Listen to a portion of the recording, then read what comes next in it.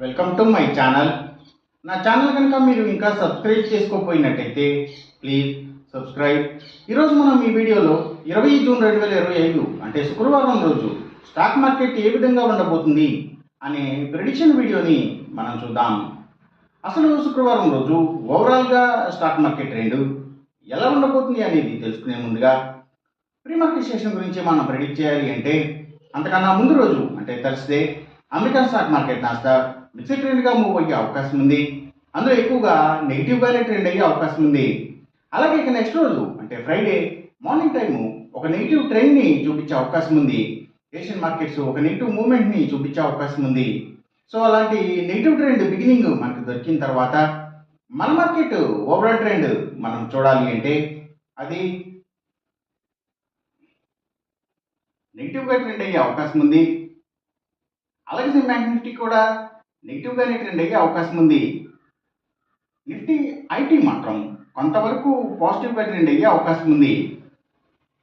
ఇక మనం intraday stock selection విషయంలో భాగంగా ముందుగా మనం గెయినర్స్ విషయం చూడాలి అంటే ఏవైతే డిటిహెచ్ ఆపరేటర్స్, ఓటీటీ ప్లాట్ఫామ్స్ అంటే స్మాల్ ఎంటర్టైన్మెంట్కి సంబంధించిన కంపెనీల స్టాక్స్, అలాగే స్మాల్ ఫైనాన్స్ కంపెనీల స్టాక్స్, మీడియా అండ్ టెలివిజన్ ఛానల్స్కి సంబంధించిన కంపెనీల స్టాక్స్ ఇవన్నీ ఎక్కువగా గెయినింగ్ సైడ్ ఉండే అవకాశం ఉంది.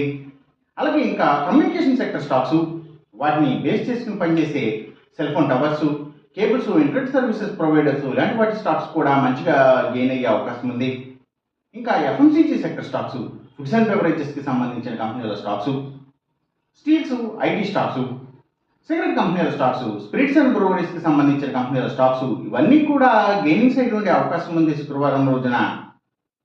ఇక మనం ఇంట్రాడే లూజర్స్ విషయం చూడాలి అంటే ఏవైతే గవర్నమెంట్ బ్యాంక్స్ అండ్ ఫైనాన్షియల్స్ అంటే PSU banks, government financials, book publishers stocks, hospitals stocks, అలాగే ఎడ్యుకేషనల్ సర్వీసెస్కి సంబంధించిన కంపెనీల స్టాక్స్ ఇవి ఎక్కువగా నెగిటివ్గా ట్రెండ్ అయ్యే అవకాశం ఉంది.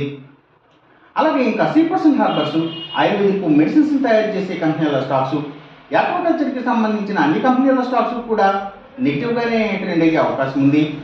ఇంకా Nifty automobile sector stocks, power and ఎనర్జీకి సంబంధించిన అన్ని కంపెనీల స్టాక్స్, సిమెంట్స్ కంపెనీల stocks, real estate sector stocks, ప్రత్యేకించి ల్యాండ్స్తో డీల్ చేసే కంపెనీల stocks, tours and travels, logistic supplies, imports and ఎక్స్పోర్ట్స్కి సంబంధించిన కంపెనీల స్టాక్స్, అలాగే ఫార్మా అండ్ కెమికల్స్కి సంబంధించిన కంపెనీల స్టాక్స్, ఆయిల్ అండ్ న్యాచురల్ గ్యాస్కి సంబంధించిన కంపెనీల స్టాక్స్, పెట్రోకెమికల్స్ స్టాక్స్ ఇవన్నీ కూడా నెగిటివ్గానే ట్రెండ్ అయ్యే అవకాశం ఉంది శుక్రవారం రోజున. ఇక మనం ఎంసీఎక్స్ ట్రేడింగ్ విషయం చూడాలి అంటే ఏవైతే